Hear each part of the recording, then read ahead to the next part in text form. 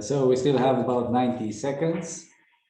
During this time, it's my pleasure to introduce the third and last session of today of the workshop on QGP phenomenology, where we'll hear two talks, which will run for 1 hour and a quarter from 1 minute from now, followed by a Q&A session. So the first talk will be given by Mike Lisa from Ohio State University on polarization, experimental status, and future directions. So with this, I'd like to invite Mike. Okay. You can hear me okay? Yes, yes, we can hear you. Good. Well, thanks for the invitation to speak. I really very much look forward to some time of sanity in the future where I can come and visit your institution in person. Looking forward to that. So I'll talk today about the experimental status and future directions of polarization measurements. And how are we doing here? And for reference, I am an experimentalist, one of two at this meeting, actually, at least among the speakers. So it might take a little different flavor than the rest. I'll give a very brief motivation. We've had motivation already, type of study, but just to set the stage, I'll go through it quickly, what we're doing.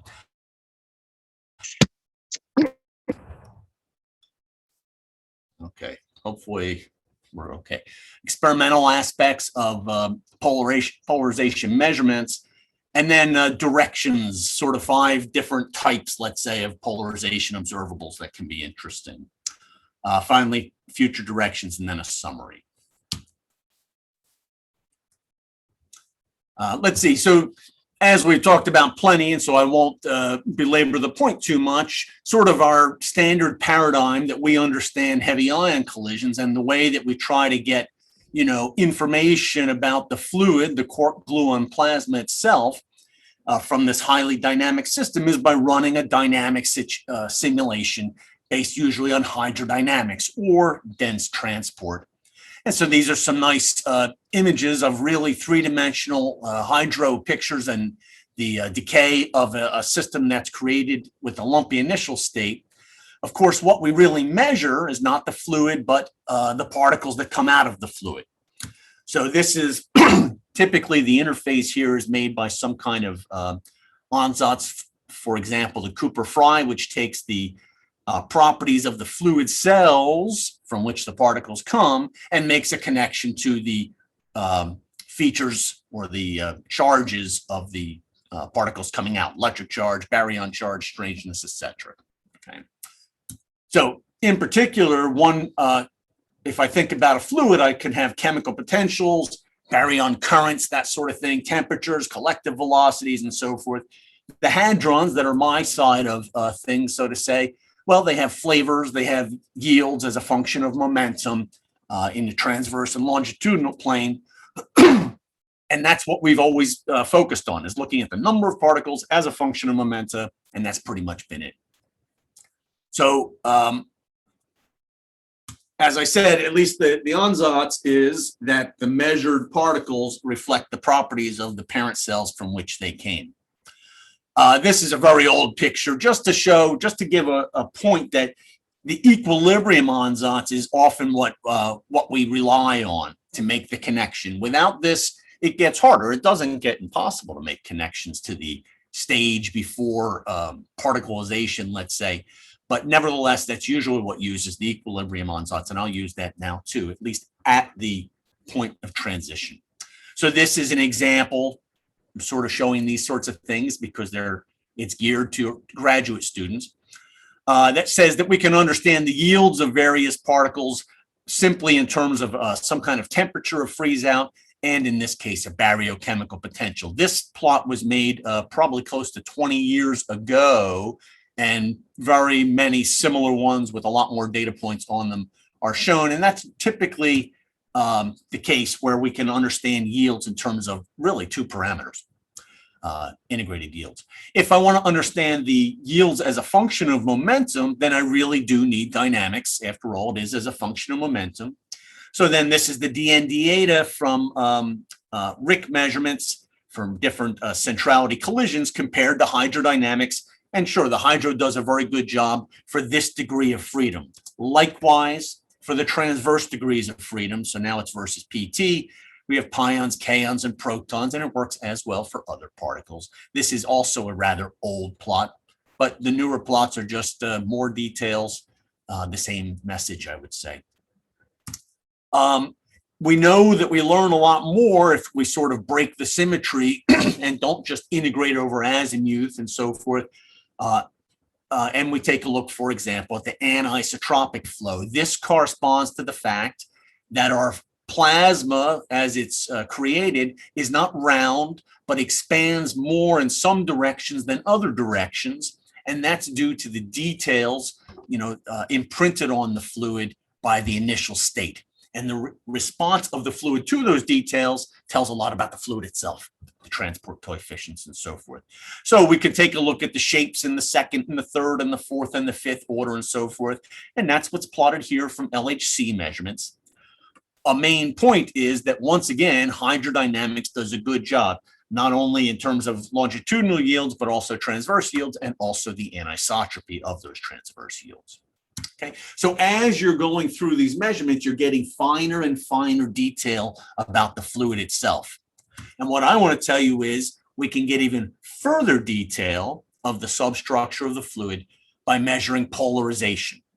And this is the only case where we're not only looking at momenta degrees of freedom. Now we're actually adding in at least one more.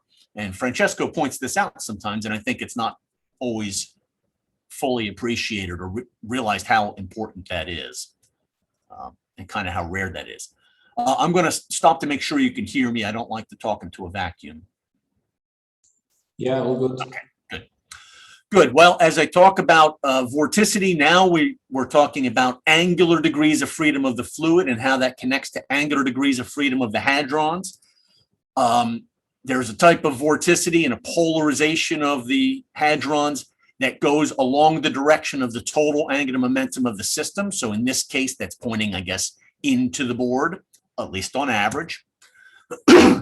And that would lead me to take, if I think about the fluid, to take a look at vorticity, non-relativistically, just the curl of the fluid that points into the board, so to say, in this case. And that vorticity is going to be local to the fluid cells. So in fact, those fluid cells themselves can move. And then as they turn into particles, then the particles themselves are moving with some kind of collective velocity, collective momentum, and they're polarized. And that's our job, is to measure that. Yeah, I don't think I'll go into that. So we'd like to measure, we need to correlate the forward detectors in our experiments, which measure or estimate for us at least the direction of the angular momentum of the system. That's what's making the fluid. And the spin degrees of freedom of the emitted hadrons. That's what we measure to understand the fluid. So let me use a beautiful animation by Alex Schma of the star detector, because you often will see this beautiful splash of particles and they put it on calendars and t-shirts and so forth. And if I think about hydrodynamics, it's often not necessarily boost invariant, but it often is. It's important, especially for polarization measurements, that the detector truly is three-dimensional and has various detectors that cover different regions of momentum space. I'm going to talk about that for a little bit. So this sort of pulls apart the star detector to point out the fact that we have multiple systems. I'll just talk about two of them. The so-called beam counters, BBCs, which measure particles that go forward, and I guess on the other side backwards, and the TPC, which you're probably the most familiar with, that looks at particles, charged particles, emitted at mid-rapidity. So experimentally, we have to estimate the direction of the angular momentum. Okay, in a computer code, you already know what that is, but experimentally, we have to figure that out collision by collision. The so-called reaction plane is the plane spanned by the impact parameter and the direction of the beams, I guess. So in this case, the angular momentum, that's what we're interested in, points perpendicular to that. If I have my little URQMD collision here on the right, what I'm really interested in is the angular momentum of this system, which presumably, at least as I've drawn it, points into the board. We measure that with forward detectors in the STAR experiment. That's indicated by these drawings of the forward detectors. Believe it or not, my collaborators in STAR insist that I put not to scale. So indeed, our detectors are larger than the quark gluon plasma.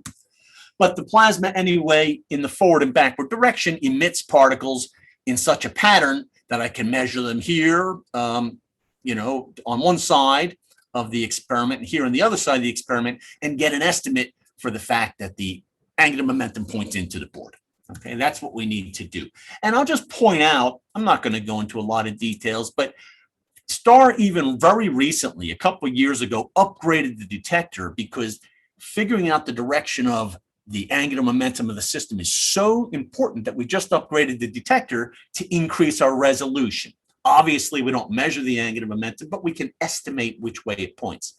And the resolution we have doubled using this upgrade in STAR. And there's other upgrades going on for other experiments, for example, ALICE.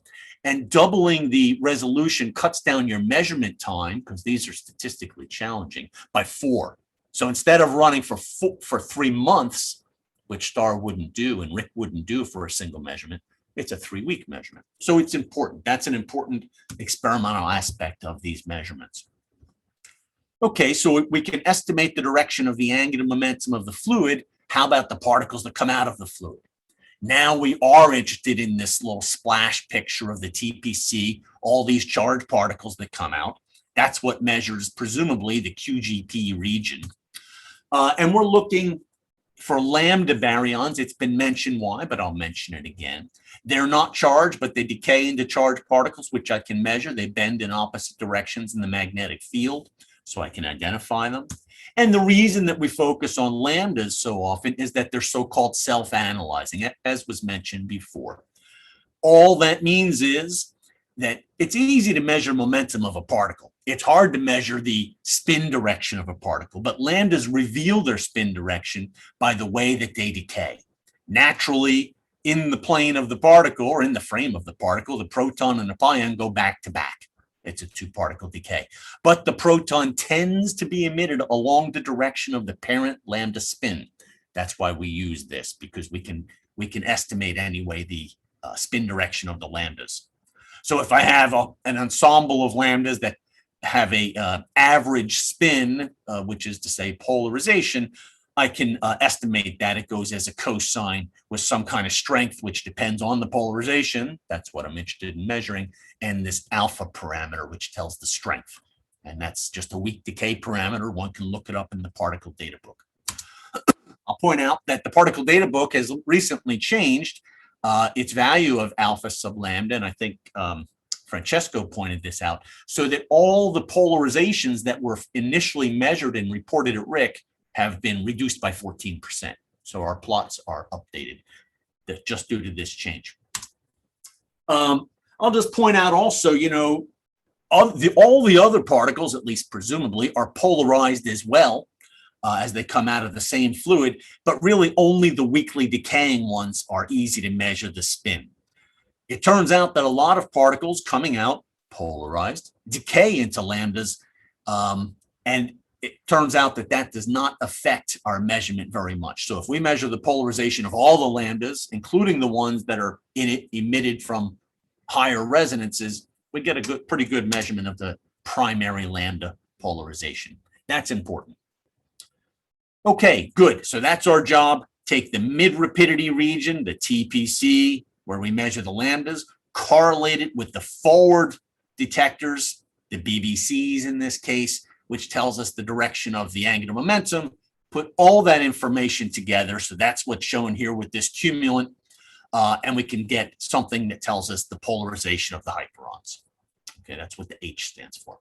And as you've seen before, this was a measurement 4 years ago, just 4 years ago, published as a matter of fact, in Nature. And, usually in our field, we don't publish in Nature, and certainly the front cover doesn't look so nice as that. So I figured I'd show it. And I show it just for another reason as well. Shortly after we published it, all this stuff came out like, in Science News, including some pretty strange ones, I have to say. I don't really find them on here. But it really doesn't matter. The point is, this was a discovery and an announcement. It really was something new in a mature field. That's perfect. Mature field means we have the analytic tools, we have the framework to understand something new, and we put something new in. That gives us an opportunity to learn. That was just 4 years ago. And since then, we've had workshops devoted to this, a lot of papers posted. There's already a book on this, a review article, and so forth. So it's come a long way fast. And I think it's important. As I look at this workshop, I love it. It is really beautifully put together. So congratulations to the organizers and to the speakers. As I looked through it, just for the purpose of this own talk, since I was asked to give an experimental overview, there were 2 experimentalists speaking at this meeting, which is good. I'm not complaining as long as I'm one of them. But I will say that nuclear physics will always be an experimental science, okay? And especially in our field, which is so complex, the rapid interface, let's say, and feedback loop between modeling and theory through phenomenology often and measurement is key. We wouldn't make any progress without it. But usually discovery starts at this point, at the measurement. Okay, so that's why I pointed that out. Good. Here's a little nicer plot of the whole thing. So the world systematics up until, in fact, very recently, for the polarization is shown here. One thing that theorists concentrate a little bit less on are the error bars. You can see that they're rather large. Nevertheless, we have a statistically significant measurement at all the energy shown. It falls as a function of energy, even though angular momentum grows as a function of collision energy. I'll say a little bit at that towards the end. But an amazing thing, you know, really a wonderful thing at the beginning is that standard hydrodynamics, even predictions, for example, by Francesco and Yuri, match the data quite well. So this is a good thing. That tells us that we really have a well understood calibrated tool to access something new. Okay. Now, if the model would always agree with the data, we say, well, that's great. It is great, but we're not learning something new. Turns out this is the perfect situation where we can tell that we're on the right track, but we will learn something new. Good. One thing that's been noted a couple times already at this workshop is that the anti-lambdas, that's shown by the red points here, are somewhat higher than the lambdas. And you could say, well, not somewhat. I mean, they're always higher. Yeah, okay, it's true. But I think it is worthwhile to point out that at no energy, except this lowest one, which you shouldn't really pay attention to, are they statistically different from each other. Nevertheless, it's interesting to ask, why might that be? And one thing that's very interesting and sort of, I don't know, provocative is to say maybe we have a magnetic effect going on here. If I'm thinking about the chiral magnetic effect or something like this, understanding the magnetic field would be a key feature, a key clue in understanding the chiral magnetic effect, because there's nothing chiral going on here.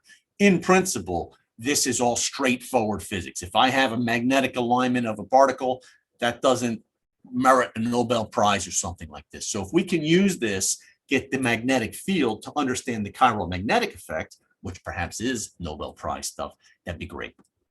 The idea is that I told you I have a whirling fluid with some kind of angular momentum associated to it. And that means all these tops, which indicate lambdas and anti-lambdas, are all spinning the same direction, at least more or less. That tells me the polarization is parallel to the angular momentum. That's how it kind of must be, at least on average. On the other hand, if I have a magnetic field aligning the spins, well, the anti-lambdas have the opposite magnetic moment than the lambdas, and that will lead to, funny enough, I got the red and the blue upside down. It doesn't matter. That will lead to a coupling in which the lambdas are anti-parallel to the magnetic field and the anti-lambdas are parallel to the magnetic field. Probably both things are going on. Probably you have a vorticity-driven alignment and a magnetic field alignment. So by combining this, finding out what's the difference between the lambdas and anti-lambdas, I can tease out both. Okay. So in terms of vorticity, using a very simple formula that Francesco and colleagues have written down, one can get an estimate of the vorticity, which I like to write in standard units, 10 to the 22. As was pointed out just a minute ago, this corresponds to the most vortical fluid in nature and so forth. On the other hand, I can also use this to get the magnetic field.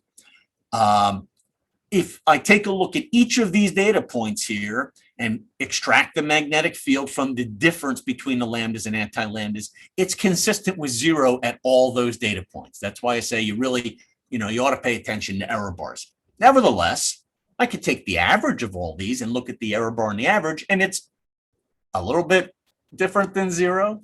It's like 1.1 sigma away. It's interesting, or anyway fun, to ask, where does that lie on our expectations? In my units, that would be about 6 times 10 to the 13 Tesla, so 60 trillion Tesla, which is quite large. One can also write it in these rather strange units of n pi squared of 0.6. This is a paper early on by McLaren and Skokov. There have been other papers as well of the magnetic field as a function of time for a heavy ion collision. Here I basically have the incoming nuclei as they approach each other. The magnetic field goes up, up, up. That makes sense.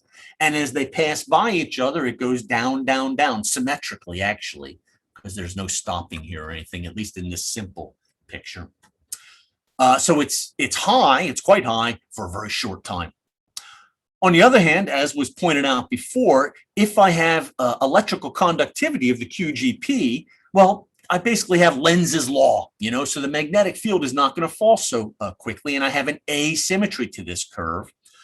And I would expect the magnetic field maybe somewhere around here if I use the conductivity from lattice QCD, or just to make some curves, as Larry and Vladdy did, the magnetic field could be up here. What we get from the data corresponds pretty much to this point, if we take it totally seriously, which, it's fun. It's something that we need more data on and probably more modeling too. But it's anyway in that ballpark. There's been a lot more papers written about this. There's also been papers written saying that the difference between lambda and anti-lambda might have nothing to do with the magnetic field at all, but more to do with the fact that lambdas and anti-lambdas freeze out from different locations in the fluid. So you can test that sort of thing with URQMD. Also music, which has baryochemical potentials. So I don't know what to say about these papers. I'll just say that there are claims, and it is something that has to be looked into. Whatever the cause, presumably the systematics of the splitting, if it's there, will be different. We could take a look as a function of PT or something like this. So more data is needed, and certainly more data is needed to know if there's a splitting worth talking about at all. So this remains something for the future, hopefully not the far distant future. We'll have something on this at RIC, I hope. Well, I told you that lambda polarization is a well-calibrated tool. It's also true not only for lambdas, but also hyperons in general. So this is the cascades and the omegas published by STAR just this year in PRL. And the error bars are rather gargantuan, just to say that these are also self-analyzing, weakly self-analyzing, and they reveal their spin, and the polarization of the cascades and the omegas are consistent with the polarization of the lambdas. It's nice to have another check. And that's about what I'll say about it. Any more fine detail, whether there's magnetic splitting here, I think is premature. Okay, so that looks good. We seem to have a tool that is sensitive and at least not nonsensible in terms of our standard paradigm. Let's take a look at the polarization in another direction. So in terms of global polarization, at least in a cartoon, we understand it as sort of a shear force here. So the fact that the top part of the fluid is moving fast to the right and the bottom part is moving fast to the left, I would expect some vorticity, some polarization, and that's what we see. If I have elliptic flow in non-central collisions, which we do have elliptic flow, I would expect some polarization along the beam direction. I have stronger flow in the event plane, weaker flow out of the event plane, and I could take a curl non-relativistically. It's just a cartoon after all. Find a curl. So here I have a polarization that points out of the page, into the page, out of the page, and into the page. So it's a quadrupole oscillation of the polarization along the beam direction. And this is what was measured. The naive picture indeed goes exactly as the cartoon does, or at least the measurement goes exactly like the naive cartoon does, positive and then negative, and it's a quadrupole oscillation. Okay, statistics are limited, but nevertheless, it's a significant experimental result. The problem is that very same standard ansatz where we run hydrodynamics and we freeze out using the thermal equilibrium seems to fail here, or it does fail here. That's shown here by the red curve. These are curves with AMPT and also hydro, but other groups have seen this as well, that the thermal vorticity fails to get the magnitude, but more importantly, the sign of the oscillation. There are other vorticities that one can use, and actually Francesco wrote a nice paper laying these out, and I didn't cite it, but nevertheless, there are other vorticities that one can use, and the so-called T vorticity, which is shown in black, does seem to work to reproduce the data. And then there's arguments about whether that's valid to use that at all, which I won't go into, just to say that not everything is totally smooth and resolved in polarization in terms of understanding it in terms of hydro. And we've already heard here today, and just recently there were several articles, or at least a couple on the archive in rapid succession, pointing out that there's an important new term, recently realized, I suppose, term that corresponds or contributes to the hyperon polarization along the beam direction in particular, which is a kinematic shear. So this is symmetric here in the derivative with respect to velocity as opposed to anti-symmetric for the vorticities.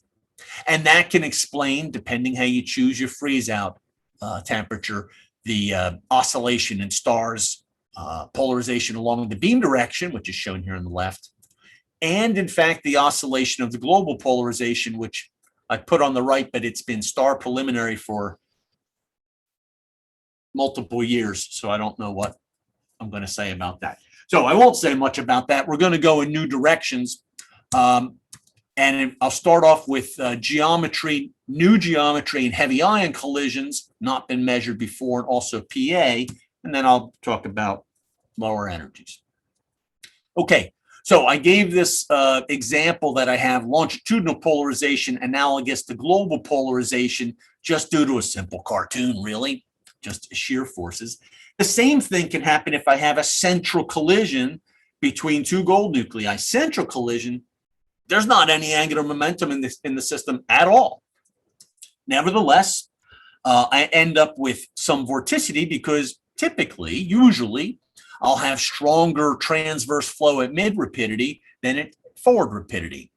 So there are gradients in the transverse flow. There's also gradients in the temperature, and that comes in as well and can be more important. But for the cartoon, it's easier to take a look at the flow. And just like before, good. There's vorticity associated with this. 8 minutes, okay. I'll take that as, I know you meant to type 18. There's vorticity associated with this flow field, which in fact forms rings, as I can show with this little cartoon from Shia.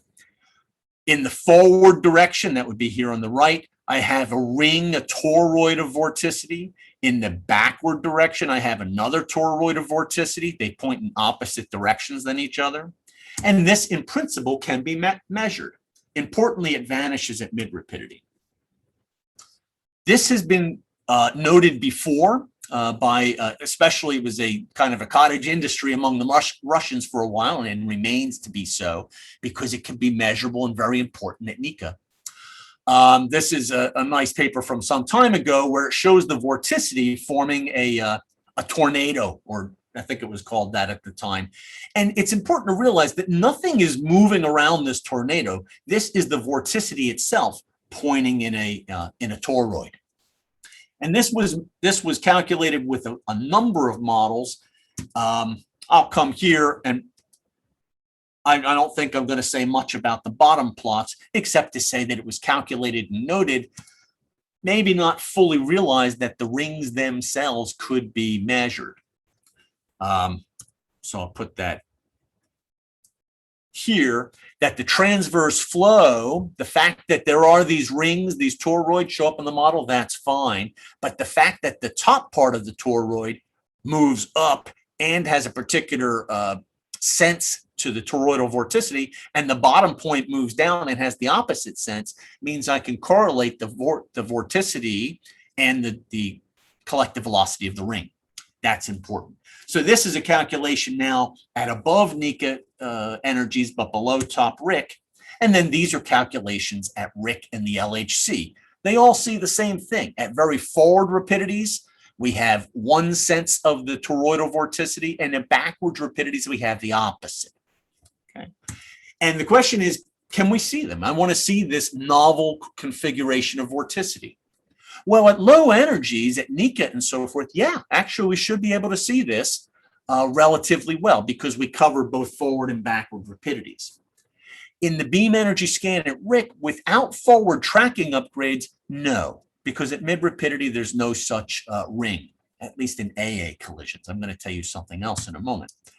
And that as well is true for the very highest energies. Without forward tracking upgrades at LHC that can pull out the decay topology, the lambdas, we won't see these rings. Except for LHCb, as a matter of fact, which can measure the lambdas actually fairly well, and you don't need an event plane or anything else. They should be able to measure this novel toroidal polarization configuration, and I hope that they'll do this.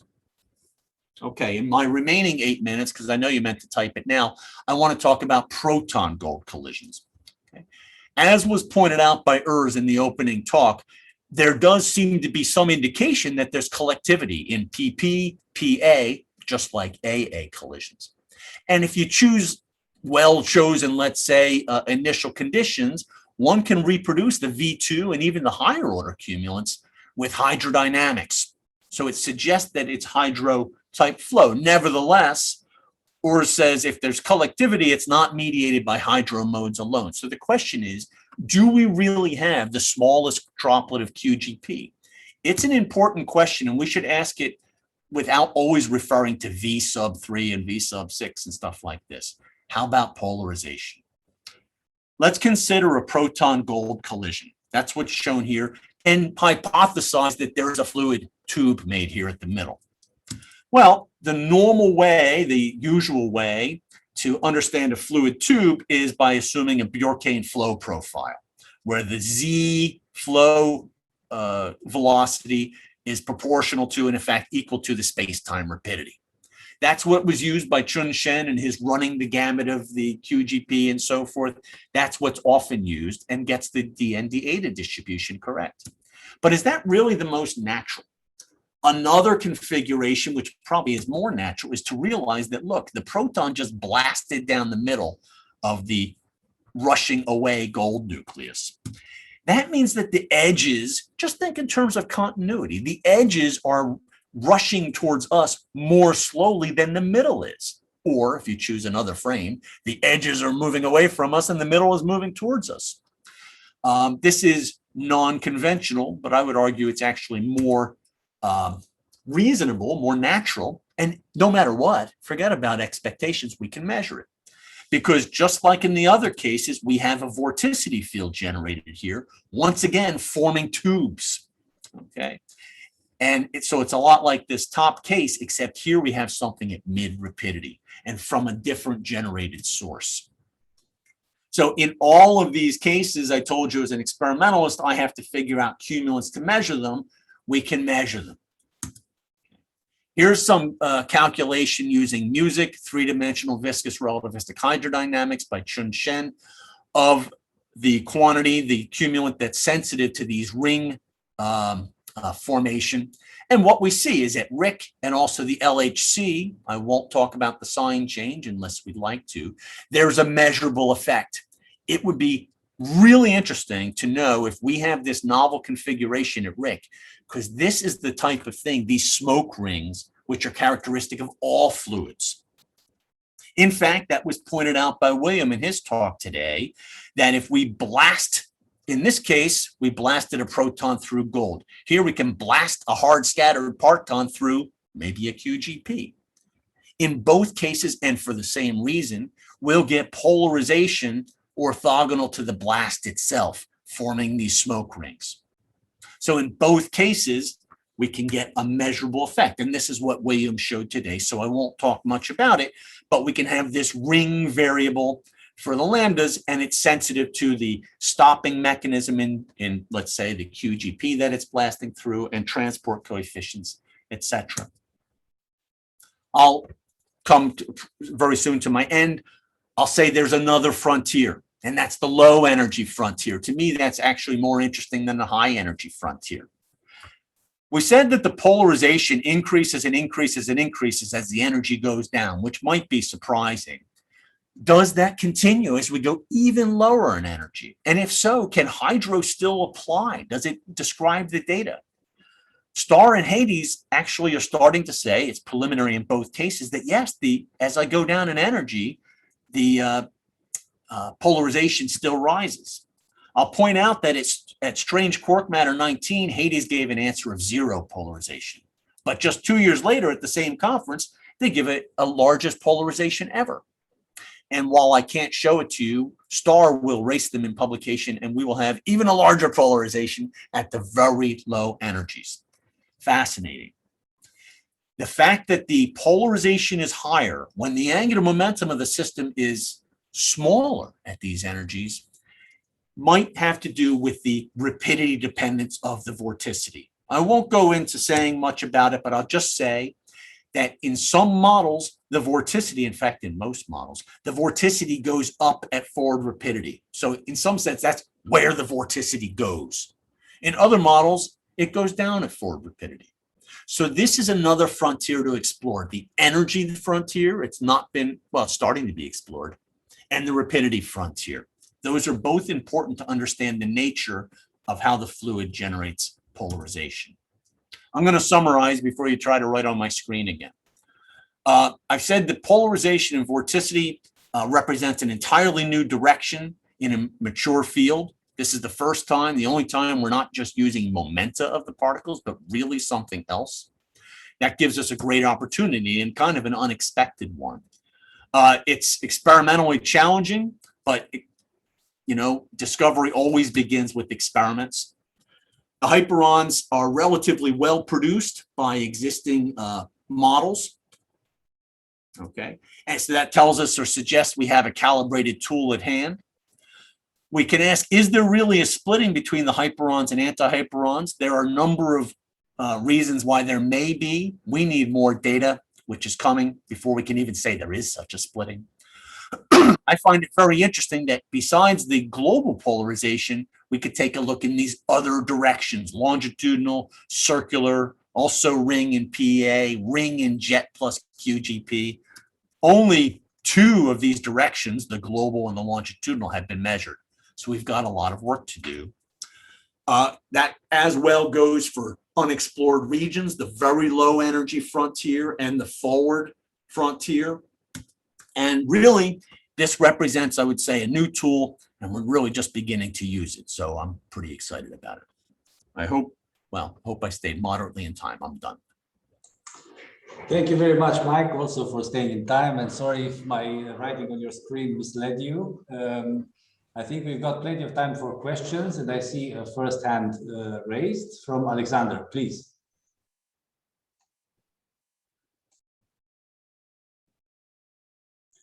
So Alexander, we can't hear you. Alex, you have to unmute yourself. Oh, okay, sorry. So maybe the only other experimentalist starts with a question.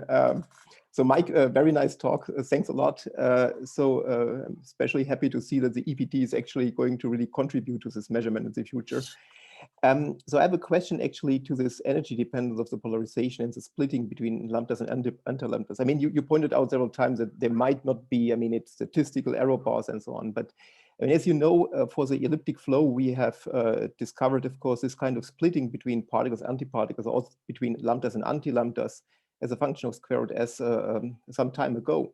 And we see that actually the splitting has a very similar order of magnitude. We see that especially the energy dependence is very similar to what we see here in the polarization. And I'm not 100% sure what happened recently in the past 2 years or so, but I mean, one interpretation was always that this is connected to the baryon stopping, and that we see for the produced particles, what we have in antiparticles or the antilambdas, it will be different compared to those where we have some which are coming from the stopping.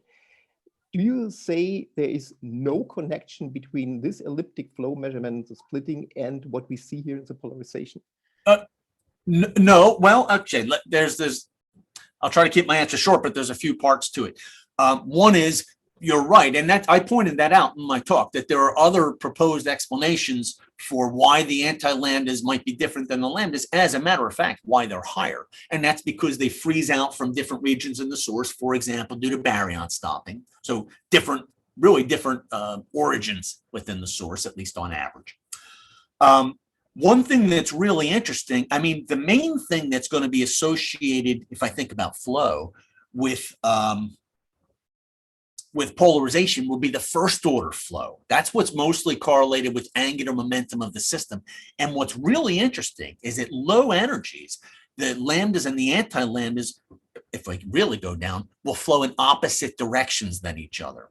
Okay. So what's really amazing is that the lambdas and the anti-lambdas in the polarization stay so close together. It really suggests that we really are looking at system angular momentum.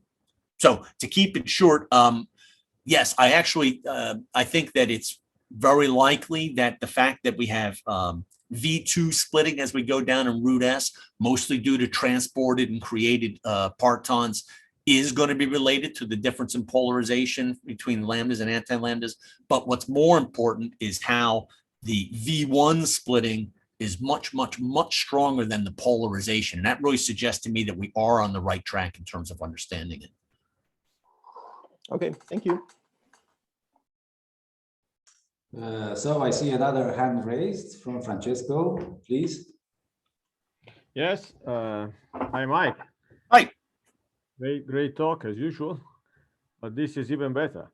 So, yeah, I mean, I want to ask you about this. The last thing, I mean, just a slide you're showing that this measurement by Hades. So you told that, I mean, I didn't know about that. So you told that they found a non-vanishing polarization in the last measurement they made, and were they able to measure lambda and anti-lambda, or just lambda? No, just lambda. And I'm going to tell you, I mean, it kind of breaks my heart because we're holding back the star one because it's just about to be submitted to the journal. Ours is even better than Hades. Okay, I'm just going to say that now for the record. But no, there's no anti-lambdas at those energies. I mean, there's hardly any lambdas. I think we're measuring about 0.01 lambdas per event.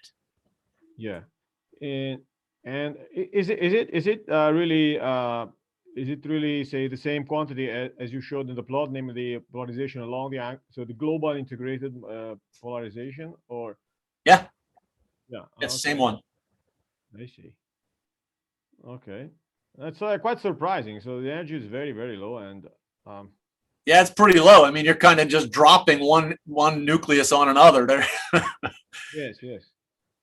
Okay, and the measurement that you promised to, the forthcoming star measurement, at what energy is it? 3 GeV, and it's worthwhile to point out that that includes the mass of the two, of the two nucleons. So 1.9 of that energy is tied up in mass. Yeah, and does this measurement include lambda and anti-lambda, or just lambdas? Just lambdas. There's no anti-lambdas there, man. I mean, too few lambdas. And I'll point out too, just since it's on the screen here, the fact that star, I mean, good God, we were measuring 200 GeV, root S and N, and now we're down to three, and that's because we're running as in fixed target mode, so that the beam from Rick is hitting a gold foil. Oh, okay. Thanks a lot. See another question from Igor. Yeah, hi, Mike. It was an excellent talk. I was really enjoying it. I have a question about the magnetic field. You had this phrase which was kind of interesting to me. You said to figure out or sort out the situation with the magnetic field, you need, and I quote, more data. When you said that, did you mean to analyze the data that is already collected, or you truly need to collect some new data to sort it out? And what would be really the ultimate proof? Okay, yeah, that's a good question. So in 2018, so this data, of course, was published in 2017. We wrote a BUR, a beam use request for RIC, where we made the case that we really needed high statistics, 1.3 billion gold-gold collisions at 27 GeV, because that was an energy where there was finite polarization and you have enough lambdas.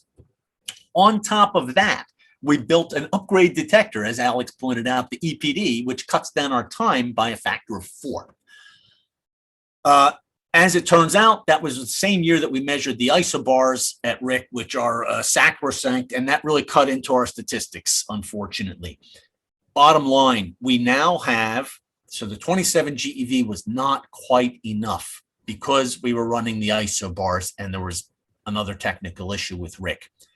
But we have the 19.6 GeV from 2019 that is in process. With the 19.6 GeV data, we should be able to say with, I think it was 5 sigma, whether there's a splitting or not.